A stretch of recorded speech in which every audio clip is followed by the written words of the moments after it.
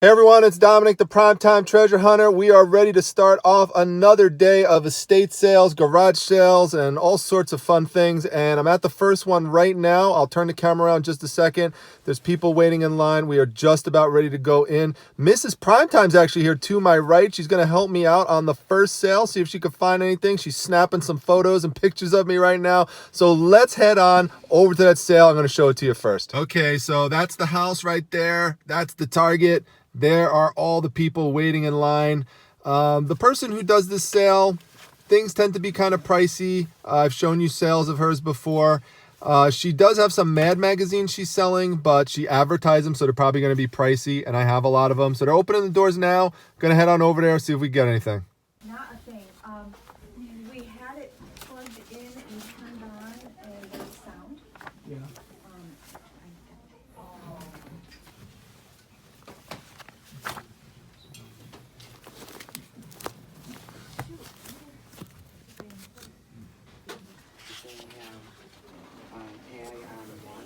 Is it for the set?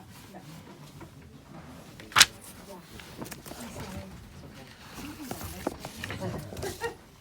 Maybe I missed it. So I'm lighting this up with a flashlight, but this is naturally dark.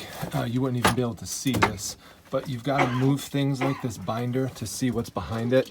And there's like some old dice and game pieces. And so this is something that could sell. So I'm definitely going to pick this up, gather all that stuff and put it in here.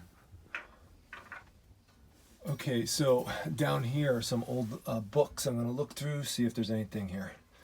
So took these books out, and there is really nothing in here that is good. They're all old mechanical textbooks. They don't go for anything. There's a psychology one there, but I was digging through them and I just started pulling them out, and sure enough, this one is amazing. This is a great one with Bernie Wrightson. I have sold this in soft cover.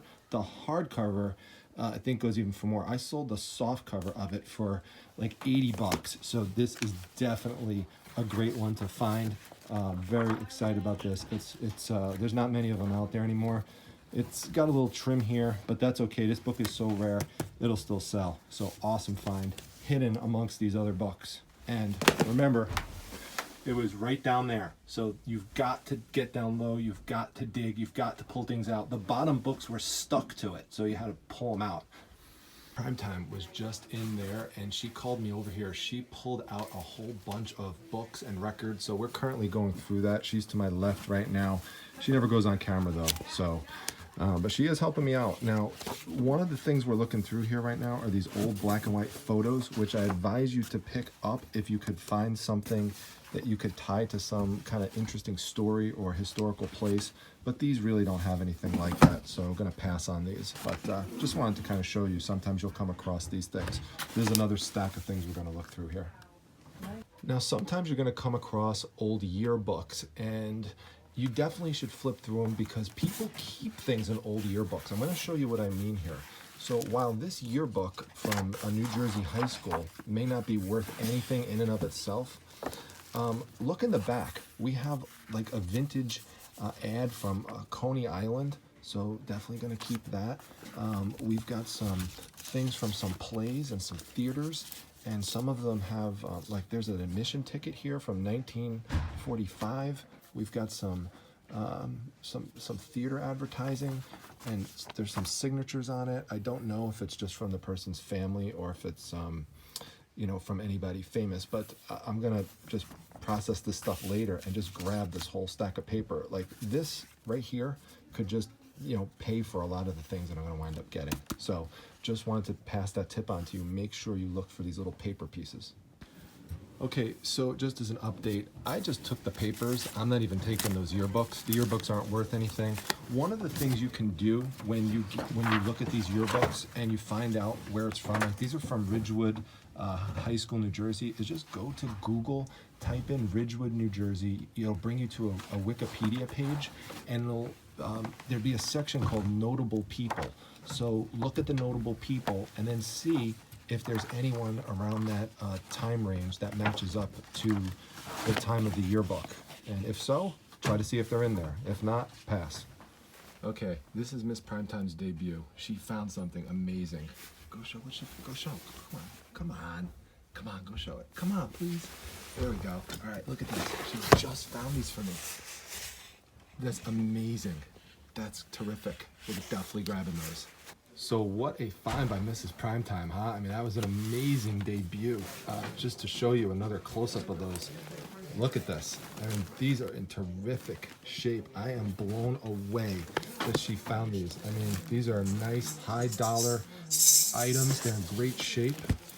The spines are like, look at this. I can't get over this. These are incredible. These are from the 1970s. That's Miss Primetime making some noise. She wants this.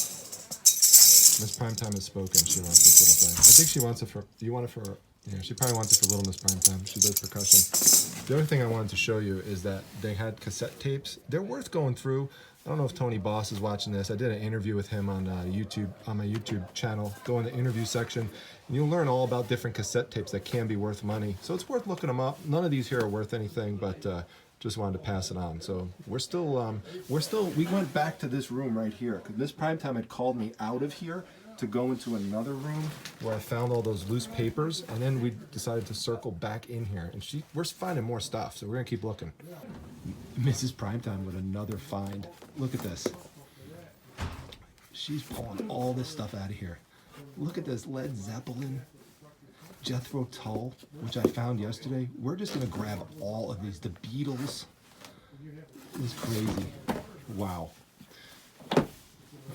We're gonna grab all this stuff. We're just gonna get it all. Okay, so we pulled all of them out and we processed them, and the ones that were worth getting is definitely this one, this Beatles Complete. This is a great one. So, I'm just listening. How you My doing? daughter's a musician. There's- She's actually a teacher. yeah, well, this one goes with the Beatles, obviously, because Band on the Yeah, Run. Band We've on got the Run. Paul McCartney in here. And I just found a Jethro Tull poster yesterday from 1972, so it's funny to come across two Jethro Tull Yeah, you books, so I come could lot them together and do something with those, so yeah. I like this for someone who is into sewing, because that's what this room mostly was sewing stuff. So to get this off, you are going to need to have one of these, and we're going to get this off right now. All right, well, there we go. It's off. In the box it goes. This is why you got to take a big box. I cannot believe this is just sitting here. This old wizardry game. This is an old Macintosh game. It even has the floppy in it. And then down below, it doesn't look like the whole second game is down below or another game, but there's a player's guide and the manual. So I could just sell that. These things are very popular, and like a complete game, you know, could sell for like $80, $90. So, you know, some people are missing manuals and stuff like that. Definitely pick this up, even if it's just for pieces. Anything from the 80s with wizards and dragons, definitely get it. You may have seen these sitting here and wondered what they are. They are California Raisins. I normally pass up on these, but these are a little bit bigger. I could clean them up. They're both musical. Since I'm gonna get a lot price for everything, I'm just gonna toss them in there. Maybe I could sell them. Individually, it is tough to sell these, just one of them, unless you find there's a tall, skinny one with red sneakers. So you ever see that one? That one could sell for more than $50. So just keep that as a mental note. But you know, we'll just, there's nothing, no harm here, just taking something like this and just tossing it right in the box. So go through these little discs. Sometimes you might come across some old video games like this. I don't know if they work, but sell them as is. In case you're curious, this is what the room looked like with all the sewing supplies and stuff. All that stuff back there has been purchased. Yep. Another Miss Primetime find, so I'm just going to toss this in the box. In case you wanted to see, there is just a huge basement that we are exploring. I mean, it goes all the way here, there. Then that, if you go that way, that was where that sewing room was. And then there's some stuff there. I just didn't want to get her in the video. She doesn't want to be full in the video. So there's just a lot of stuff. And then even goes on more over to here. So there's still more to explore. God, I love stuff like this. If this was just, if it didn't have all this tape on it and stuff, but a cover like this, I absolutely love it. All the monsters. Okay, everyone, I gotta talk a little bit low on this one, but you might think these are all drawings and diagrams, but this is why I say you have to unroll these posters. This one here, it's vintage John McEnroe. See those World Trade Centers right there? This one just sold for $245. This cost $1. Unfurl those posters, folks. Cannot find a comp on this one, but I am going to pick it up because it is Alice in Wonderland. It's limited edition. There were only 1,000 of them made. So it's worth just picking up for like $1 or so. You can see here, limited edition, 1,000 lithographed. That's it. So hopefully we got some value in this one too. This is crazy. All right, does anyone want to buy a real cat, a taxidermy cat? Got one right here for $2 if anyone wants one. No. All right, and on that note, folks, we are out of this house. All right, Primetime Treasure Mobile is loaded up. Everything here for $70. Not bad at all. That works out to about, basically what we did was $1 per Mad Magazine book. There are 50 Mad Magazines. Everything else for 20 bucks. This poster alone is gonna put me in profit for everything. So not worried about the 70, folks. You gotta spend a little to make a lot. All right, everyone, I hope you enjoyed the debut of Miss Primetime, sort of, but you could see how helpful it is to bring somebody with you who knows what to look for. So she did an amazing job. I'm gonna drop her off now, and I'm gonna go out and look for some other things. I'm gonna dump, my stuff back home too. But we had a fun time together, and it was great to do that because a lot of times I'm doing it myself, and it's good to have her come along with me. So it was local. It was easy for us both to go to. So great job, Miss Primetime. Come on, don't leave me hanging. All right, everybody, I just dropped Mrs. Primetime off at Primetime Treasure headquarters. I dropped off all of the stuff that I purchased, and now I have a nice empty couple of boxes to go back out, try to fill it up again with some more estate sales that we're going to hit up. So I'm excited about these based on the pictures and based on who I know is running them. The only thing is, it is now noon, and so, a lot of people have run through there and have gotten a lot of stuff, but, that just makes it another level of challenge, as I've talked about before. So we'll see if there's anything left that we could pick up. The other thing, let me know down in the comments section if you enjoyed having Mrs. Primetime in part of the video. I was actually shocked that she allowed part of herself to be filmed, because previously she said she wouldn't even allow that. So I think she was so excited and so into it that she was finding stuff that she just kind of went with it. So who knows? I mean, maybe one day she will be completely on camera, but I think that, your comments and support of her just gives her a little bit of encouragement. So maybe one day it'll happen, folks. We just got to keep on hoping. So anyway, let's head off to the next couple of sales. Hey, for those of you from Syracuse, just wanted to show you the Tip Hill section. Beautiful old church here, St. John the Baptist. So just want to show you that. It's a stop sign right here, so I'm not really driving or anything, but I'm in the car, but just wanted to show you that. Just some cool things you see along the way. And while I'm at another stop sign or red light, Coleman's legendary Irish restaurant. A lot of people go there. Okay, so this is the next estate sale target right here. It is 12:47. This one started at 9 o'clock in the morning, and you can see here the street is still lined up with cars.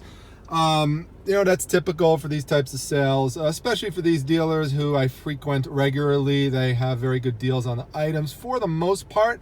So looking forward to getting in there. Lot of the prime stuff is already gone. Most likely there were some video game systems downstairs. I don't suspect that they're still around. Like there was a Sega Genesis and an NES based on the pictures online.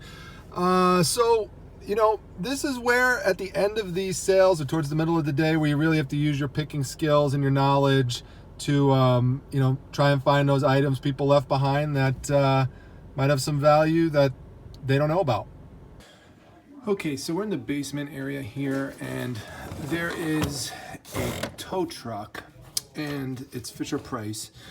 But the interesting thing is that these two figures are vintage figures. Okay, they don't go with this. This is modern, this is not. I know because I played with this figure a million times when I was a kid, and I still have some at home. So you could sell them, take like 2 of them for like 10 to 15 bucks, but I'm just gonna pick them up. They're cool, I like having them, and if you get bigger lots, they'll sell for more, so just look out for them. They're not that big, maybe like 2 inches or so, but they're cool Fisher Price figures. Oh, here's another one.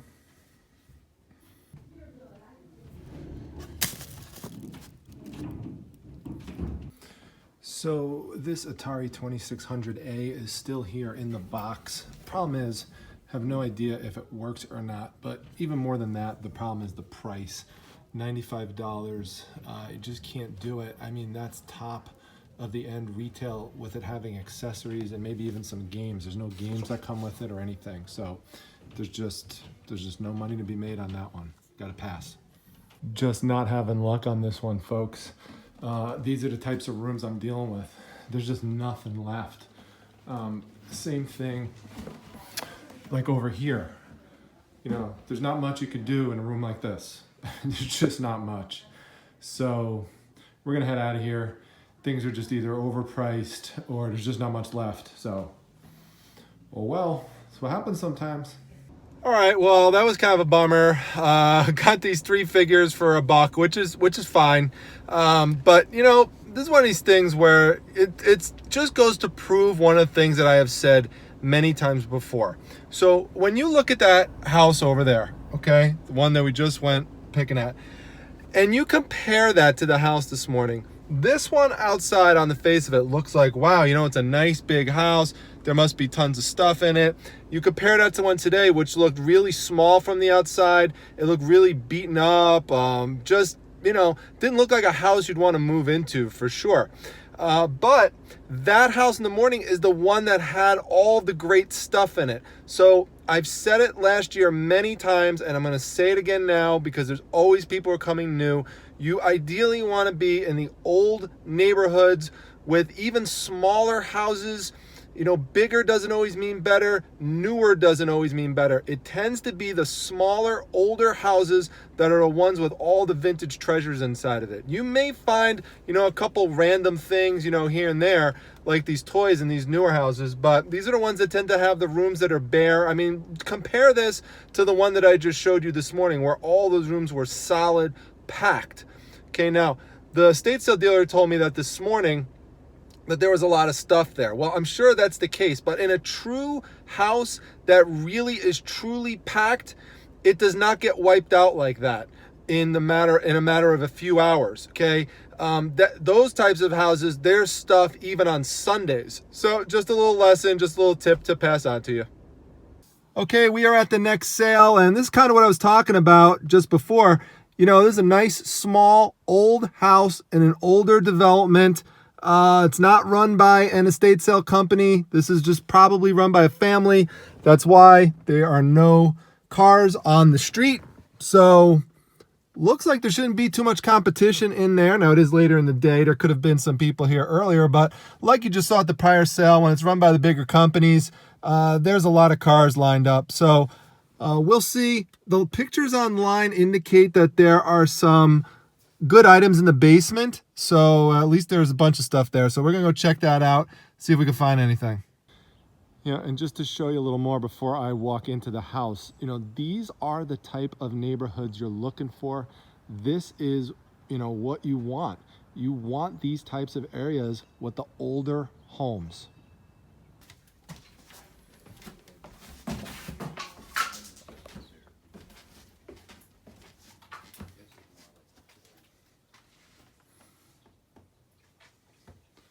That's what I'm talking about. It's a lot more stuff. A lot more stuff. Now, I'd like to get these vices if I can.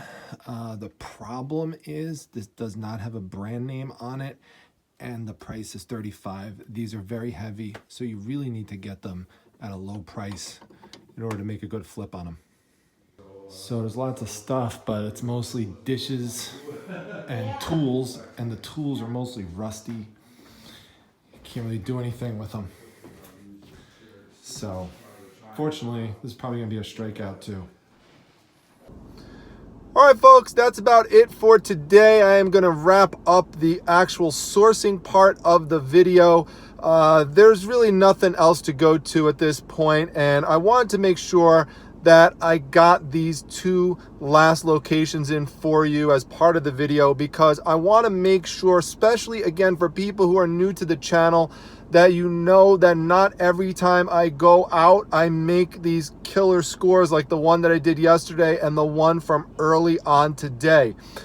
You know, that was a good situation obviously for both of those events, but you know, the last two weren't so hot. So that happens sometimes, and that's okay. Don't feel like you have to pick something up just because you went to a sale. It's okay to walk out empty-handed and then just move on to the next one if there's more available, or just, you know, head back home and there's going to be plenty of more sales the next day or the next weekend. So with that, heading back to Primetime Treasure headquarters, and I will try to do some additional processing with you of some of the items that I got today and talk you through a few of them some more. Oh, and one other thing I want to make sure that I don't forget, but when we get back and do some of that processing, I need to show you an item that Mrs. Primetime picked up today. I didn't show it as we sourced it, but it's a really cool item. Turns out to have some considerable value, and this is the type of thing that you could find when you go out sourcing, so I want to make sure you're aware of it. I will tell you about it when we get back. Well, I did come back to Primetime Treasure headquarters, but Mrs. Primetime actually wanted to go stop by a thrift store, so I have no luck at this place. But I'm gonna go in and see if maybe I'll get some luck today. I don't know. So this is a good example of the types of things that I usually come across when I go to thrift stores and the problems that I tend to have. Now, this item right here, this is known as Blue Boy, and you will see this at estate sales and garage sales, not as a figurine but as a painting. It's a famous painting. Now, in and of himself, he is, and it's by this company that made it, called Holland. It's a Holland mold, that's what it's called. If it had his female partner named Pinky, these names, then it would be worth, you know, maybe like $40 plus some shipping. But just alone like this, it's not worth anything. And more junk, junk, junk, junk, junk, literally worthless stuff. These are the thrift stores in Syracuse, New York, folks. All right, I figured I'd come over to Hats, maybe I'd have some better luck. And sure enough, right here, we've got a John Deere hat. These sell like hotcakes for $1.99. That is a no-brainer to pick that one up. So I'm gonna actually get something at a thrift store. Yay! All right, well, I'm heading out of here because Mrs. Primetime really just wanted to come here and check out some furniture, and the kids are hungry, so we're gonna go grab some pizza. So this wasn't meant to be an extensive trip or anything, but I did find the one hat, so I'm happy about that, and time to go get some grub. Hey, even better, that hat was on sale, 50% off, yellow tag, so I got it for $1.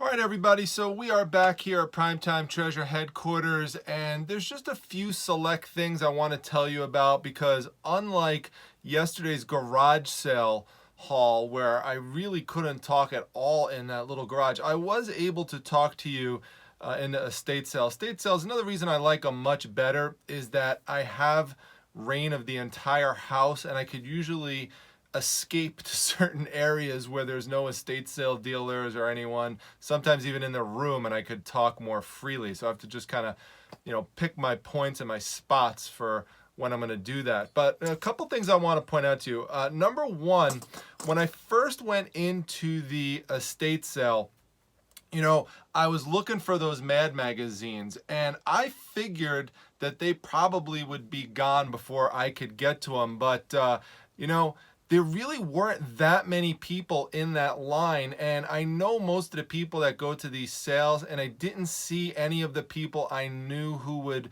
go after comic or comic related types of items. There's one guy in particular that if he was there, he definitely would have grabbed him if he got ahead of me in line. So as soon as I walked in that front door, they were all there to the left. Now, they were initially, I saw a stack that was on a coffee table, and then I saw a price tag underneath it that said $125. And I said to myself, you got to be kidding me. She wants $125 for this? And then I started to look a little more closely and put two and two together that that sticker was actually the price for the coffee table. And then I saw a bunch more of the Mad magazines over on the on a sofa. And then I was really impressed when I saw that they were inside the original mailer envelopes. I mean, not all of them, but a lot of them were. I mean, look at this. These are mint condition Mad magazines from the 70s with these great covers. Like, you know, we've got Rocky Balboa, we've got, you know, Fonzie from Happy Days, and I'm just picking a few. I just picked a few random ones. I mean, we've got the Bionic Woman here. I mean, it's just, these are just great because there's just no condition issues whatsoever. I mean, we've got you know, Welcome Back Potter. There's just so many of them. So it was good. You know, Charlie's Angels. Who doesn't like Charlie's Angels?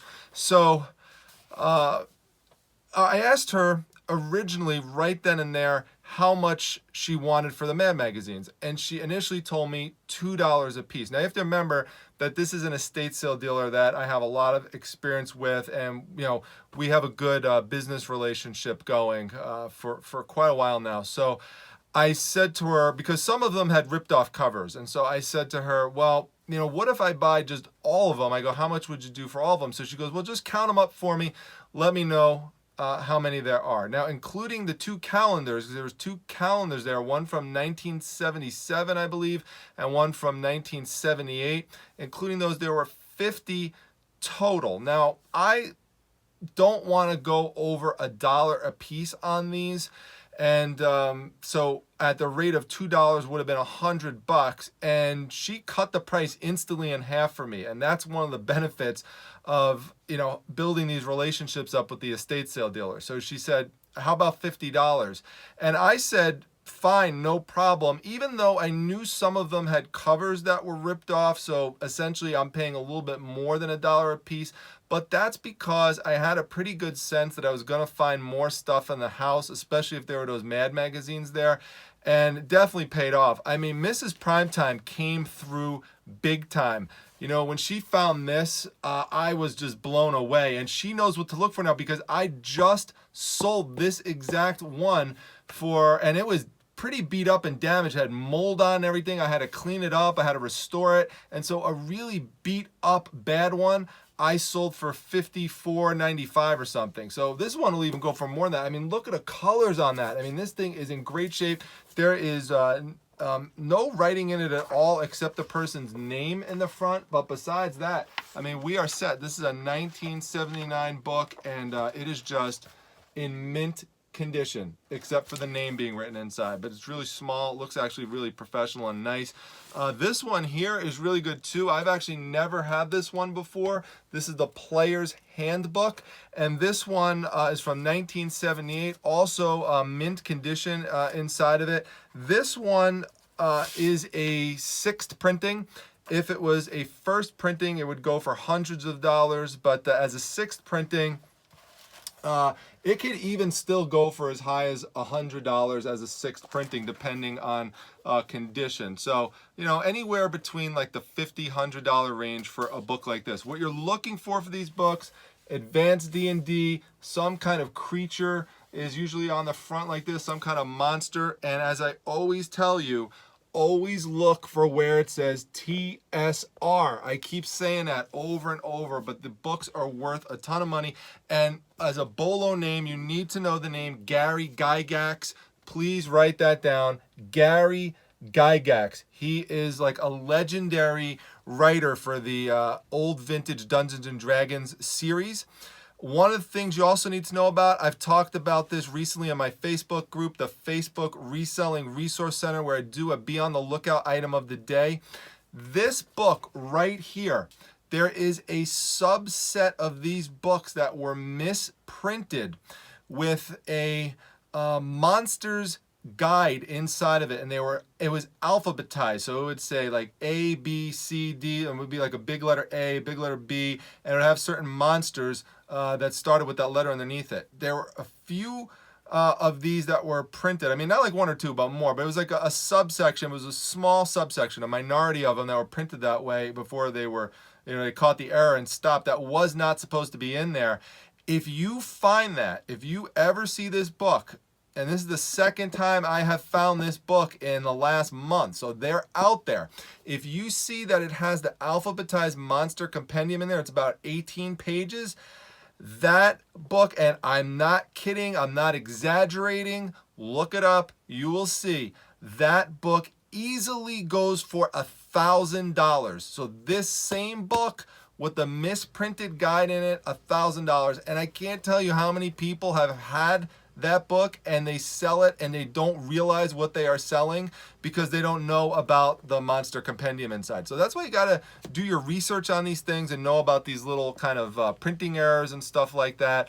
You should dedicate some time during the week in your business to doing product research, to doing market research, because the more and more you know, the better prepared you are when you go to these sales to not pass up on something that could be valuable. So that knowledge is really power when it comes to profits in your reselling business. Now, the last thing I want to show you, because everything else I feel like I've covered pretty much. One thing though, I will tell you before I get to the item that I want to tell you about that Miss Primetime found that I didn't show you, is that John Mcenroe poster. That John Mcenroe poster happens to be one of the hardest to find Nike posters that was ever made. Comes from the 1980s, and as I mentioned in the video, because it has the World Trade Centers behind it now, that poster has just shot up in value. So that should easily clear $200. Now I have it up right now.